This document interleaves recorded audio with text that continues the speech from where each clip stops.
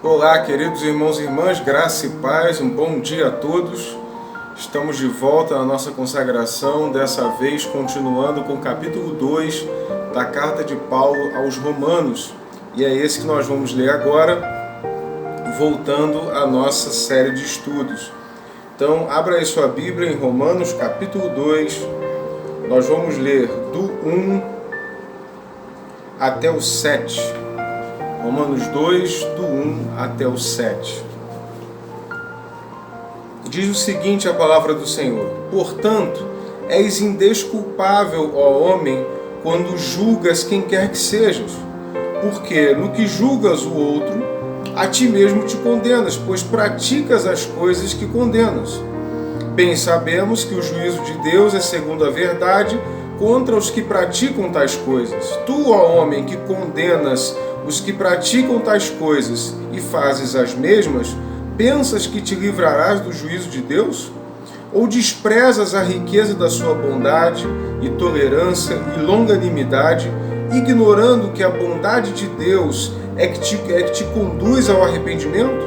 Mas, segundo a dureza do teu coração impenitente, acumulas contra ti mesmo ira para o dia da ira e da revelação do justo juízo de Deus, que retribuirá a cada um segundo o seu procedimento.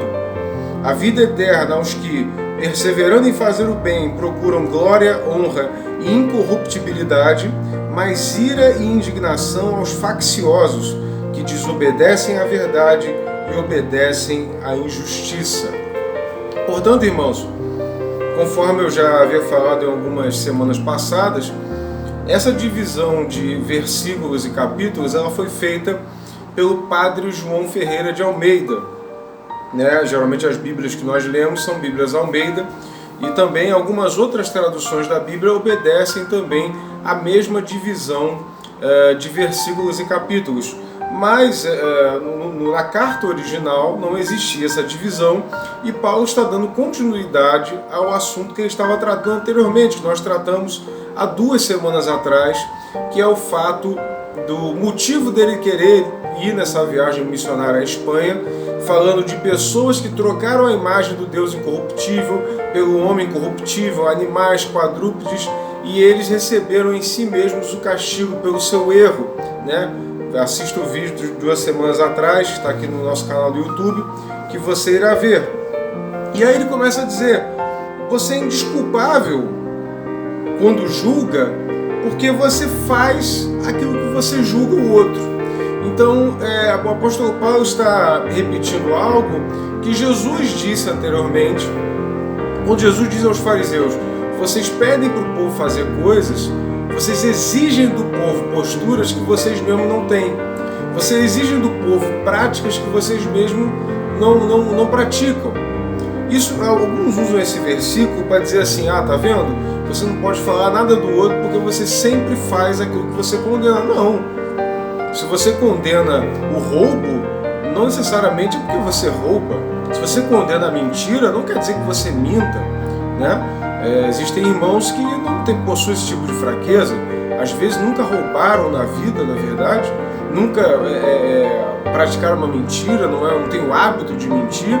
Então nós não devemos ser impedidos de falar a verdade e de condenar as práticas pecaminosas só porque nós cometemos um ou outro pecado ao longo da nossa vida. Se fosse assim, nem o próprio apóstolo Paulo, nem os discípulos de Jesus, ninguém poderia denunciar pecado algum, nem João Batista, nem nenhum profeta, porque nós também somos pecadores, ainda que nós estejamos no exercício de algo profético, de uma denúncia profética. Então o sentido do texto não é esse. Ele está dizendo: vocês, romanos, não podem condenar os espanhóis porque vocês ainda praticam algumas coisas que vocês precisam denunciar nos espanhóis. Então, primeiro vençam o pecado dentro de vocês, vençam algumas tentações, algumas práticas, para depois vocês se dedicarem a pregar o Evangelho naquele sentido ou para aquela pessoa. Então, é isso que Paulo está dizendo. Bem sabemos, versículo 2, que o juízo de Deus é segundo a verdade contra os que praticam tais coisas. E mais uma vez, veja o vídeo de 2 semanas atrás. Então ele diz: você, homem, que condena os que praticam tais coisas, mas que pratica também, você pensa que se livrará do juízo de Deus? E aí, amados, vamos pontuar uma coisa: o juízo de Deus é algo que vai acontecer, né? O juízo de Deus é contra quem? Não é contra aqueles que não são perfeitos, porque ninguém é perfeito. Não é não é contra aqueles que cometeram algum tipo de pecado, porque todos nós pecamos. O juízo de Deus é contra aqueles que negam o nome do Senhor Jesus Cristo. É aqueles que receberam uma oportunidade de arrependimento em Cristo Jesus e ainda assim rejeitaram essa oportunidade. A única chance que eles tinham de estar com Deus, de voltar a ter esse relacionamento com Deus, eles jogaram fora. A única chance que eles tinham de se arrepender, de se voltar a Deus, eles lançaram fora. É como se tivesse um único caminho para você sair de um abismo e você entulhasse esse caminho, você escolhesse não ir por esse caminho. Jesus é o caminho. Portanto, o juízo de Deus não será contra aqueles que são piores. É lógico que quando nós nos convertemos, alguma transformação precisa acontecer. Pelo Espírito Santo, nós temos a capacidade de vencer a escravidão do pecado e assim ter a oportunidade de escolher, né, entre não pecar. Né? Ninguém, como a própria palavra diz, ninguém é tentado além das suas próprias forças. Portanto, o juízo de Deus não vai ser contra, no entanto, sobre os piores, vai ser contra aqueles que negam o nome do Senhor. E muitas das vezes você ter o poder de vencer um pecado e não vencê-lo é, de certa forma, negar a Deus. Portanto, nós precisamos avaliar nos nossos corações aonde nós temos, de certa forma, negado o nome do Senhor e lutarmos para vencermos essas práticas. Para a glória do nome do Senhor, para que nós possamos seguir a missão livres de acusações do inimigo. E aí ele diz no versículo 4, olha que interessante: ou desprezas a riqueza da sua bondade, tolerância e longanimidade, ignorando que a bondade de Deus é que te conduz ao arrependimento? Ele está dizendo: veja como Deus é bom com você. Veja como Deus é misericordioso. Veja como Deus esperou esse tempo todo pela oportunidade de você se arrepender. Veja como Deus está o tempo inteiro de portas abertas para você, esperando você voltar. Ele diz: você não pode ignorar isso. Se Deus nos concede essa longanimidade, essa paciência, esperando de nós uma atitude de arrependimento, nós não podemos ignorá-la. Ignorar a bondade de Deus, portanto, é abraçar o pecado. Quando nós ignoramos o amor de Deus, nós automaticamente acabamos abraçando o pecado. E abraçar o pecado é ignorar o amor e a graça de Deus. Ele diz: como você pode desprezar a riqueza da bondade de Deus? Ou seja, é quase como nós estivéssemos presos numa cadeia. Imagina você, irmão e irmã, você está preso, né, enjaulado. E então alguém oferece uma fiança para que você seja livre. Saia da cadeia. E aí você, embora abrace essa fiança, né, seja solto, dá 2 semanas você comete um delito e volta para a cadeia de novo. O apóstolo Paulo está dizendo: isso é desprezar a riqueza da bondade de Deus. Ele pagou a sua fiança, pagou o preço pela sua liberdade e você escolheu ser cativo de novo. Quando ele fala do juízo de Deus, ele diz: olha, ninguém que recebe e que receberá o juízo de Deus receberá injustamente, porque todos nós tivemos a condição de abraçar o nome do Senhor, de estarmos com Ele, e se nós preferimos o pecado, se nós abraçarmos o pecado ao invés da presença de Jesus, nós seremos indesculpáveis, porque recebemos a oportunidade, recebemos a divina proposta da salvação e nós escolhemos não abraçá-la, né?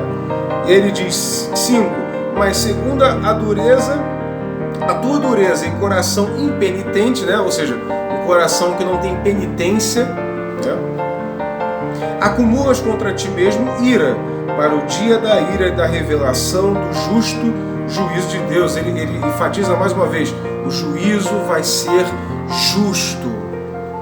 E aí eu quero dar uma recomendação para os irmãos e irmãs aqui: confiem na justiça de Deus. Ele é justo. Nem tudo que acontece nesse planeta, na face dessa terra, nós vamos entender. Nem tudo que acontece nesse mundo nós vamos compreender os caminhos de Deus, mas nós precisamos confiar na justiça de Deus, e confiar na justiça de Deus muito mais do que nós confiamos muitas das vezes na justiça de homens, nas promessas de homens. Nós temos que confiar cegamente em Deus, cegamente nessa justiça, porque existem coisas que, por mais que nós estudemos a palavra, nós não vamos compreender. Mas Deus é justo, Deus é soberano, Deus é amoroso, rico em bondade, como nós estamos lendo aqui. E Ele trará um juízo justo. 6. Que retribuirá cada um segundo o seu procedimento, ou seja, segundo as suas obras, e vida eterna aos que, perseverando em fazer o bem, ele está dizendo, fazer o bem é algo que necessita de perseverança. Ele está dizendo, nós não fazemos o bem com naturalidade. A nossa natureza é de fazer o mal. A nossa natureza é que nós somos maus. Por isso que eu digo para os irmãos, qualquer tipo de sermão que tente colocar o ser humano como se fosse bom, como se fosse perfeito, santo, isso é mentira. A palavra nos diz, nós somos maus, nossa natureza é má, é caída no pecado. Mas quando nós confessamos o Senhor Jesus Cristo e começamos a servi-lo, aí nós temos força para vencer isso através do Espírito Santo de Deus. Através do Santo Espírito nós podemos vencer essa natureza. Mas não é porque nós somos em essência bons. Nós fomos criados à imagem e semelhança de Deus, mas a palavra vai dizer claramente, nós fomos concebidos em pecado. Em pecado nos concebeu a nossa mãe. Porque nós temos essa raiz do pecado original em nós, que só é quebrada primeiro pela obra de Cristo Jesus na cruz do Calvário. E aí, a partir dessa obra realizada em nós, nós temos o poder pelo Espírito Santo de vencer a escravidão do pecado. E aí diz, os que perseveram em fazer o bem, procuram glória, honra e incorruptibilidade, mas ira e indignação aos facciosos, que desobedecem à verdade e obedecem à injustiça. Então ele está dizendo, todo aquele faccioso, a gente já estudou aqui, né? É aquele que pratica facção, que pratica divisão, que divide o povo, né? Que segue coisas que são oposição, né? Às ideias de Deus, as práticas do Senhor, que formam grupos contra outros grupos, né? Isso é que são os facciosos, né? Literalmente, que fazem facções, que fracionam o povo, né? Ao invés de unir o povo. E ele diz, vida eterna aos que procuram fazer o bem, procuram glória, honra e incorruptibilidade. Amados, é verdade que nem sempre nós vamos alcançar isso. Às vezes nós vamos cair, às vezes nós vamos pecar, e essa luta contra o pecado vai durar até o fim das nossas vidas. Mas nós nunca podemos deixar de procurar a honra, a glória de Deus e a incorruptibilidade. Nós não podemos deixar de perseverar em fazer o bem. Amados, se nós andarmos na rua hoje, nós vamos ver que as pessoas estão extremamente mal educadas, extremamente individualistas, extremamente centradas em si, somente em si mesmas, esquecendo do coletivo, esquecendo da vida em sociedade, pensando só no seu próprio bem. E nós somos tentados a viver da mesma forma, e nós somos tentados a seguir o mesmo procedimento. Mas, amados, perseveremos em fazer o bem, perseveremos em seguir ao Senhor, perseveremos em mantermos vivendo segundo os princípios da palavra de Deus. Não nos deixemos contaminar pelos rudimentos, pelas modas desse mundo, pelos padrões de comportamento desse mundo, mas que nós venhamos a estar no centro da vontade do Senhor. É isso que eu desejo a todos os irmãos e irmãs, e essa é a minha oração nessa manhã, para que Deus te abençoe a sua vida e te conceda um excelente momento de reflexão na presença do Senhor. Com Cristo, nós podemos vencer o pecado. O juízo dele é justo, mas ele é rico em bondade, em riqueza, ele é rico em bondade, em longanimidade, ele é rico em misericórdia e ele jamais nos deixará sozinhos. Que Deus te abençoe e te conceda uma manhã de consagração abençoada na presença do Senhor. Um bom dia para todos.